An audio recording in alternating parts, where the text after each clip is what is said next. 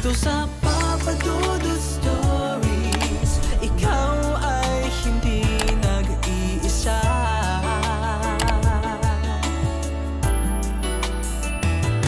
Dito sa Papa Dudut Stories, may nagmamahal sa'yo. Papa Dudut Stories. Papa Dudut Stories. Dear Papa Dudut, sa lahat po ng mga nakatutok ngayon, huwag pong kalimutan mag-like, mag-share at mag-subscribe. Maraming salamat po sa inyong lahat.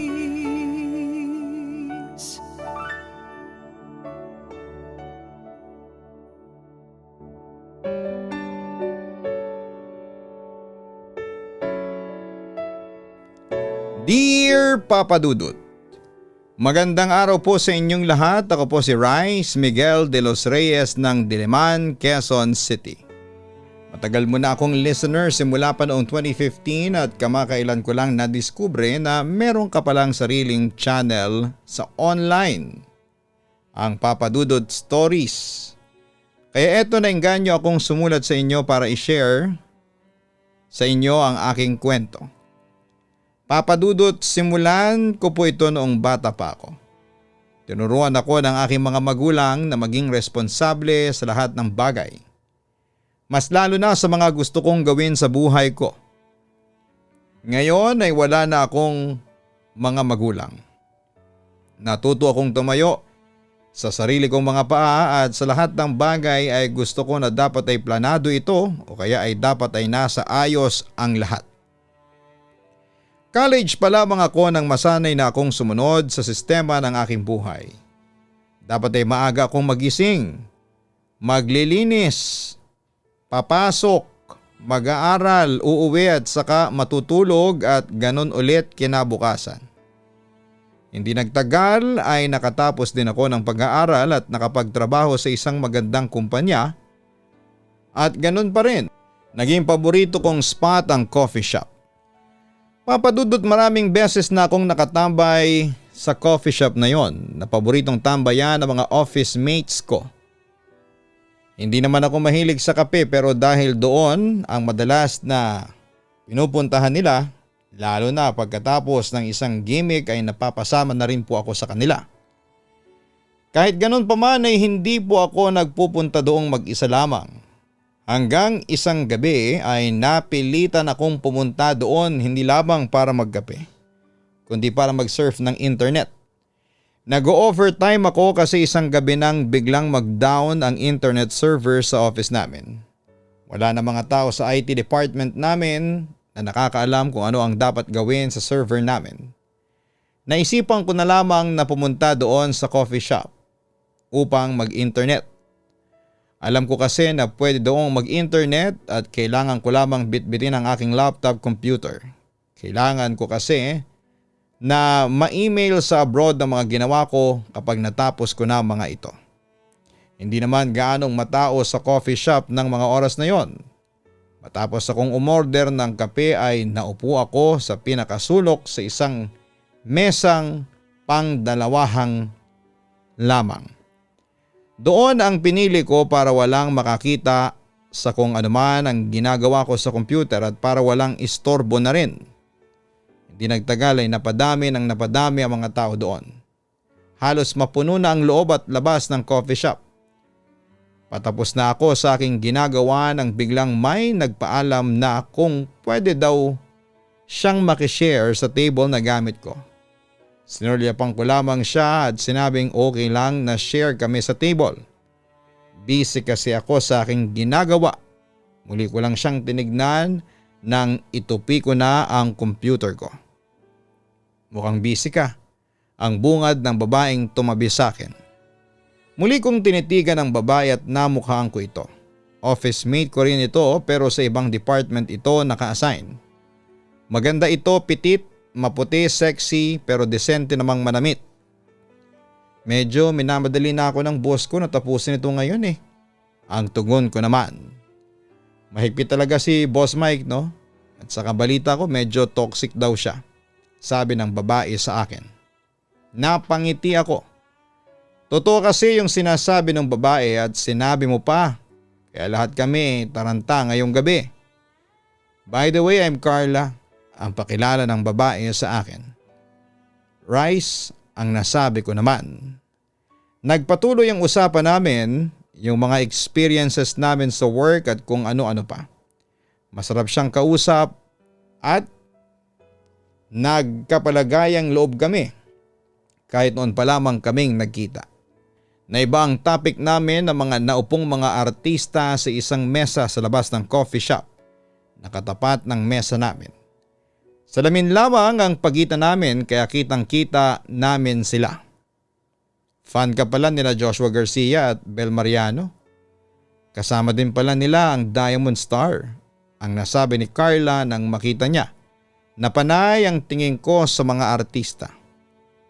Hindi naman, syempre curious lang ako na makita sila ng personal. Lalo na si Maricel Soriano. Madalas ko kasing mapanood ang mga movies ng Diamond Star noong buhay pa ang mama ko. Kwento ko naman. Mamayang kaunti ay may humabol na isang sikat na lalaking artista sa table ni na Diamond Star Maricel Soriano. Kasama nito ang isang bakla na palagay ko ay personal assistant ng machong artista ang lalaking hindi ko napapangalanan. Yung machong artista na yan, baka akala lang natin na ganun talaga siya. Pero sa totoong buhay ay may pagkaberde din ang dugo niyan, ang nasabi ni Carla sabay tawa. Anong ibig mong sabihin? Ang pag-uusisa ko naman. Wag na lang, parang nakakahiyang ikwento, ang nasabi pa ni Carla. Ikaw naman, ayaw mo pang ikwento ng tuluyan. Nasimulan mo na rin naman ang pagpipilit ko sa kanya. Hindi pa rin nagpatuloy sa pagkakwento si Carla. Pasulyap-sulyap lamang kami kasi ayaw naming mahalata nila kami na tinitingnan namin sila. Rice, nakatingin sa iyo si Macho Papa, mukhang type ka. Pasimpleng bulong ni Carla sa akin habang hindi siya lumilingon sa mga nakaupong artista sa labas. Saglit akong lumingon ulit sa mga artista at napansin kong nakangiti sa akin si Macho Papa. Yung ngiti niya, alam mong may something. Pero syempre nahiya naman akong makipagtitigan kaya bumalik ang atensyon ko kay Carla. Sigurado kong type ka niya, Rice. Swerte mo kasi sikat siyang artista. Wika ni Carla habang pinipigilan niyang tumawa. Teka, paano mo naman nalaman na bega si Macho Papa? Usisa ko. Pinipigilan ko ring tumawa. Ayoko kasing mahalata ng mga artista lalo na nga si Macho Papa na siyang pinag-uusapan namin. Yung kuya ko nagwo-work as model at madalas sumi-extra sa mga teleserye at pelikula. Namit nga niya si Macho Papa at nagulat yung kuya ko na type pala siya nito. So ano? Pinatulan ng kapatid mo? Usisa ko. Nag-offer kasi ng malaking pera yung si Macho Papa. Well, hindi naman basta-basta yung kapatid ko. Nag-runner-up siya sa isang prestigious international male pageant before. Wika pa ni Carla. Napatango lamang ako sa kwento ni Carla. Pasensya ka na sa akin, Rice. Ganito talaga ako. Makwento. Natatawang wika niya sa akin. Okay lang yun, Carla. Nakakatuwa ka nga eh. Sabi ko naman sa kanya. Marami pa kaming pinagkwentuhan ni Carla at sobrang tuwa ko sa tuwing kausap ko siya. Para bang matagal na kaming magkakilala. At saka click na click kaming dalawa kasi halos pareho kami ng interes. Kaya kapag nagkikwento siya ay nakaka-relate ako. Hindi namin namalayan na inabot kami ng pagsasara ng coffee shop. At sobrang haba ng kwentuhan namin, Papa Dudut. See you sa office, Rice. Sabi pa ni Carla bago siya naunang sumakay ng TNVS car na binook niya. Natuwa naman ako, Papa Dudut, kasi nakilala ko ang isang babae na alam kong makapagbibigay ng kulay sa buhay ko. At yun nga, Papa Dudut, kinabukasan ay nagkita kami sa cafeteria ng office namin. At doon na nagsimula ang pagkakaibigan namin ni Carla. Kapag tapos na ang work ay tumatambay kami doon sa coffee shop kung saan kami unang nagkakilala. Naging habit na namin yon simula noon. Samantala kung dati stressful ako kapag pumapasok ako sa trabaho dahil sa katoksika ng aming boss. Ngayon ay masaya na ako at puno ng pag-asa. Siyempre hindi yun nakaligtas sa mga workmates kong ususero at usisera. O Rice, ang saya mo yata tol. Ngayon lang kita nakitang ganyang kasaya. Sabi ni Damian sa akin nang magkasalubong kami sa pagpasok sa opisina. Hindi naman. Halika na nga kung ano pang sinasabi mo. Natatawang sabi ko dito sa kasabay kaming nag-time in. Maghapon ako masaya noong araw na yon. Kahit bad trip at nang pa-power trip ang boss namin ay hindi ko yon pinapansin. Si Carla kasi ang nasa isipan ko. Ewan ko ba kung bakit ang lakas ng tama ko sa kanya samantalang hindi ko pa siya gaanong kakilala. Ang sarap niya kasing kausap at para bang hindi makukumpleto ang araw ko kapag hindi ko siya nakakasama. Pero isang gabi nagulat na lamang ako nang biglang magpaalam sa akin si Carla. Sabi niya ay mag-resign na siya sa opisina namin. Siyempre nalungkot naman ako. Pero nangako siya sa akin na magpapatuloy pa rin ang communication naming dalawa at kapag may time siya ay magkikita pa rin kami sa coffee shop na madalas naming tinatambayan tuwing pagkatapos ng working hours. Kaso papadudot. Lumipas sa mga buwan ay unti-unting nawala na ang komunikasyon namin ni Carla. Siyempre nang hinayang ako noon lalo pat parang binubulong na noon ang puso ko na parang gusto ko na siya. Hindi pa rin ako nawala ng pag-asa papadudot kaya nag-message pa rin ako sa kanya. At kada tapos ng trabaho ko sa opisina ay tumatambay ako sa coffee shop para hintayin si Carla.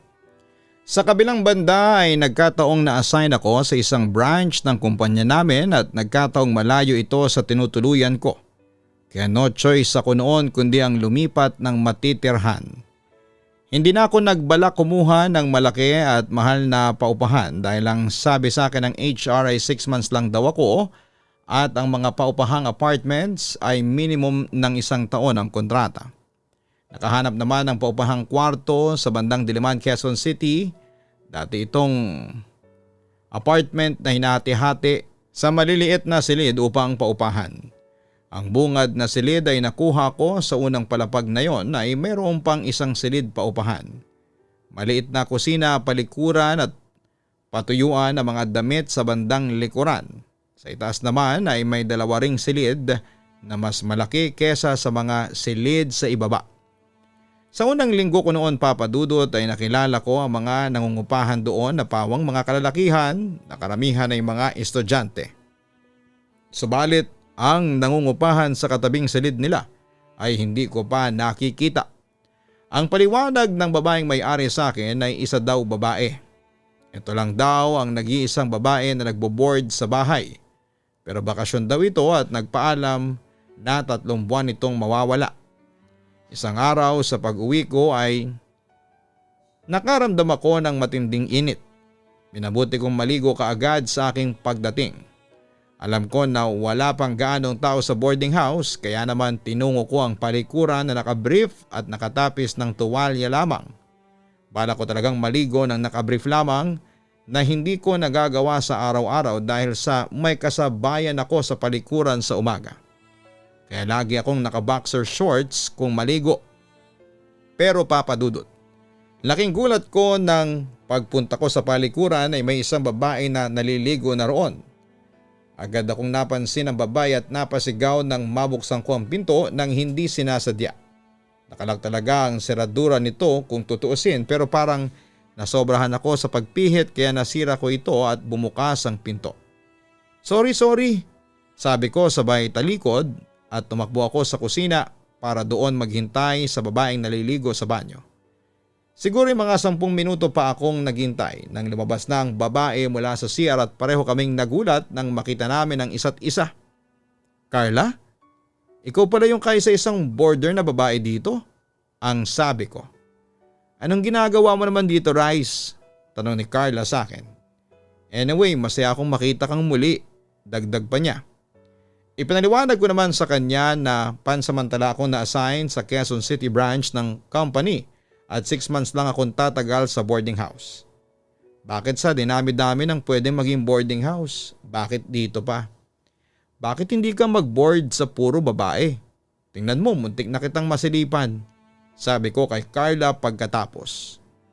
Nag-work ako ngayon sa office ng mall na malapit dito. Wala akong mahanap na boarding house, lahat puno na. At saka medyo struggling financially ako ngayon. At ito lang yung pumasok sa budget ko. Nakiusap nga lang ako sa may-ari na tanggapin niya ako kahit na babae ako. Ayun, binigay niya sa akin yung solong kwarto. Kwento pa niya sa akin.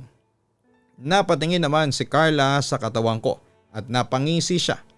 Nakaramdam naman ako ng hiya kaya agad kong tinakpan ng kamay ang dibdib ko. Maganda palang katawan mo, lean and yummy. Wika niya habang tumatawa. Nagulat naman ako sa sinabi ni Carla kasi hindi ko akalain na masasabi niya yon sa isang lalaki. Kaya nagpaalam muna ako sa kanya dahil ako na ang maliligo. Pagkatapos maligo ay nakita kong wala na si Carla doon sa kusina, so pinagpalagay ko na lamang na pumasok na siya sa kanyang kwarto para matulog. Samantala simula noon ay nanumbalik ang closeness namin ni Carla bilang magkaibigan. Pero yung moment na naging boardmate ko siya ay marami akong nadiskubre sa kanya na hindi ko napansin noon. Tulad na lamang ng pagiging liberated woman niya. Sabi nga niya ugaling bakla daw siya. Kapag nakikipagbiruan siya sa mga ka-boardmate na mga lalaki puro kagrinan o kabastusan. Siyempre nagugulat ako sa mga naririnig ko pero hindi naman ako disappointed. Actually mas nagustuhan ko pa nga si Carla ng mga sandaling yon kasi ang tipo ko talaga ng babae ay aggressive, liberal at prangka. Madalas din niya akong iniimbitahan sa kwarto niya para doon kami mag-inuman at magkwentuhan. Hindi kasi kami pwedeng mag-inuman sa kusina o sa sala kasi bawal. Magagalit sa amin ang landlady namin kaya doon namin yon sa kwarto niya ginagawa. Samantala isang araw naman ay nag-chat sa akin si Carla na birthday niya noong araw na yon at mag-celebrate daw kami sa kwarto niya pag uwi namin galing sa trabaho. At dahil birthday niya, pag uwi ko ay sumaglit ako sa mall para bilhan siya ng regalo. Bumili na rin ako ng cake noon at ibang pagkain although sabi naman niya sa akin noon na siya nang bahala sa inumin at pulutan.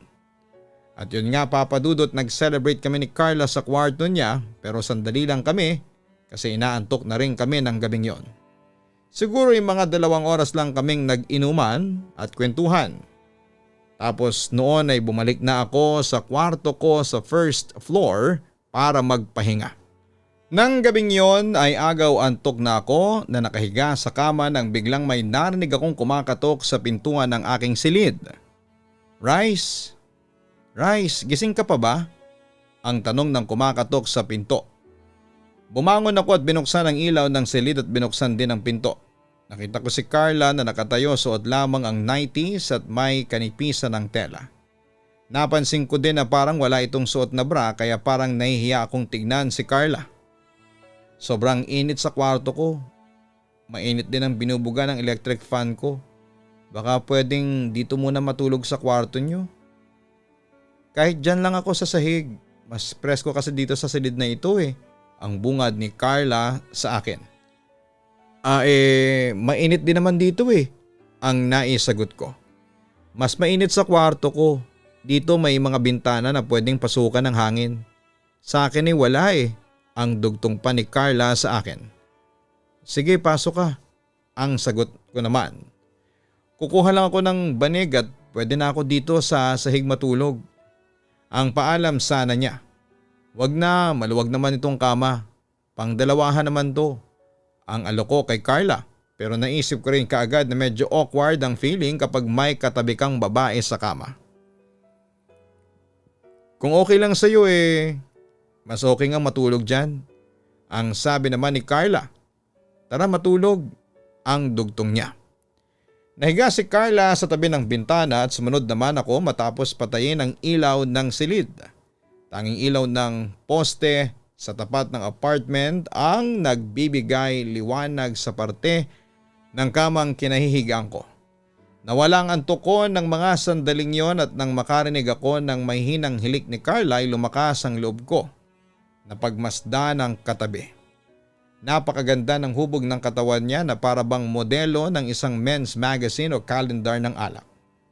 Dahil nakatihaya si Carla at dahil sa kanipisan ng suot niya, ay naaninag ko ang malulusog niyang dibdib. Napako ang mga mata ko sa parte ng katawan na yon ni Carla. Napabuntong hininga ako sa nakita ko at nakaramdam ako ng guilt kaya tumalikod na ako at nagpa siyang matulog na. Pero Papa Dudut, bigla na lamang kinuha ni Carla ang kaliwang palad ko at dinampi sa kanyang dibdib. Hindi ako manhid-rise. Alam kong may gusto ka sa akin. Deep inside ay pinagpapantasyahan mo ako. Ang biglang nasabi ni Carla. Sorry, wala akong balak na magsamantala sa'yo. Kaibigan kita. Sorry talaga. Ang pagpapaumanhin ko. First time mo ba? Ang tanong ni Carla. Hindi ako makasagot sa kanya ng mga sandaling yon. Sige, tuturuan kita. Ang dugtong naman ni Carla.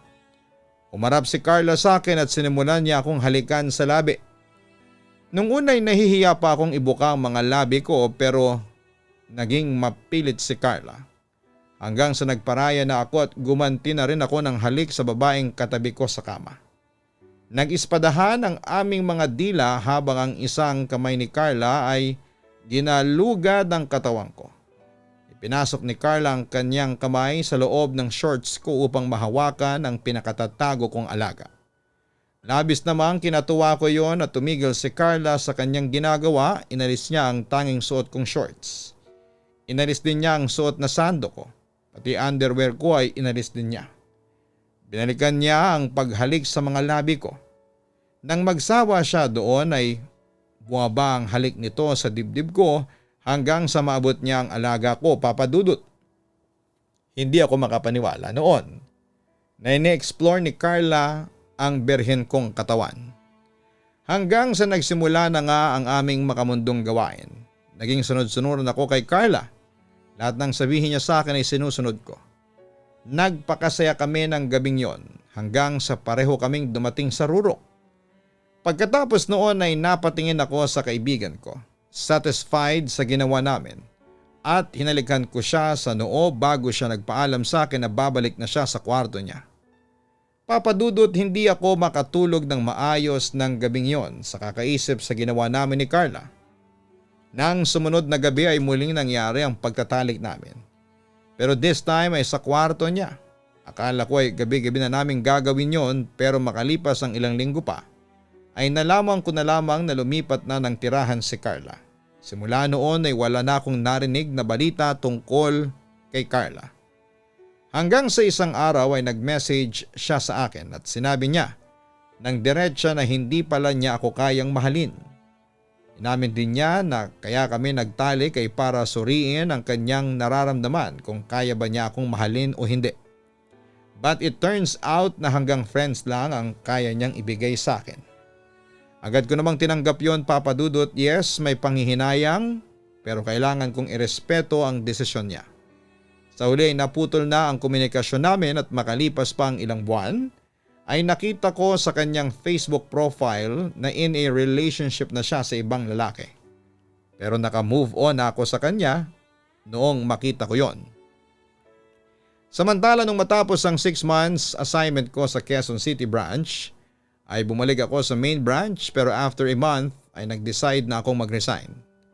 Agad naman akong nakahanap ng bagong trabaho sa isang kumpanya sa Diliman at doon na rin ako umupa ng apartment sa bandang Cruz na Ligas. At dito na ako sa kasalukuyan nakatira. Sa ngayon, Papa Dudut, ay loveless pa rin ako. Yes, single pa rin ako pero wala akong pakialam. Masaya naman ako sa buhay ko dahil kasama ko naman ang pamilya at mga kaibigan ko. Hanggang dito na lamang po ang kwento ko at sana po ay mabasa mo ito, Papa Dudut, at maitampok sa Papa Dudut YouTube channel. Muli maraming salamat at magandang gabi sa inyong lahat.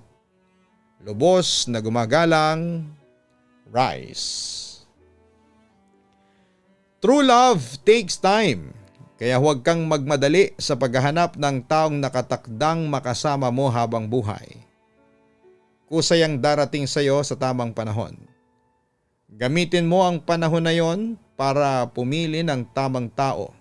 Yung handang hawakan ng kamay mo anuman ang sitwasyon. Siya kasi yung taong handang iparamdam sa iyo na kahit na hindi na maganda ang nangyayari, hindi kanya bibitawan.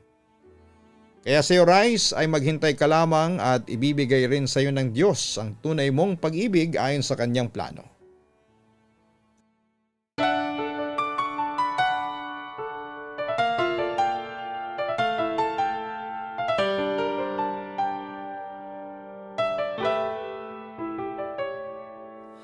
Ang buhay ay mahiwaga, laging may lungkot at saya. Sa Papa Dudut Stories, laging may karamay ka.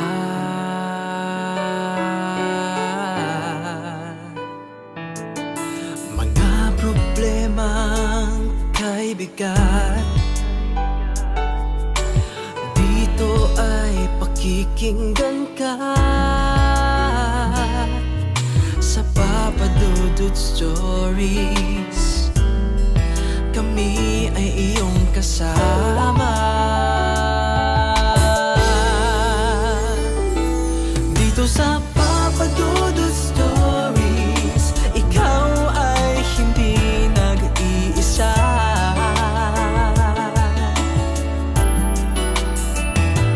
Dito sa Papa Dudut Stories, may nagmamahal sa'yo.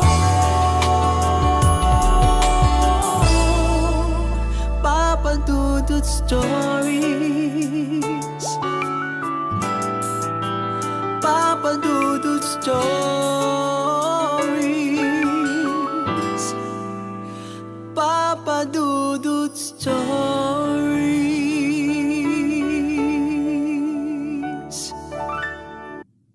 Matakot, kabahan sa mga kwentong nakakagimbal sa Ka-Istorya YouTube channel with daily post at 7 p.m.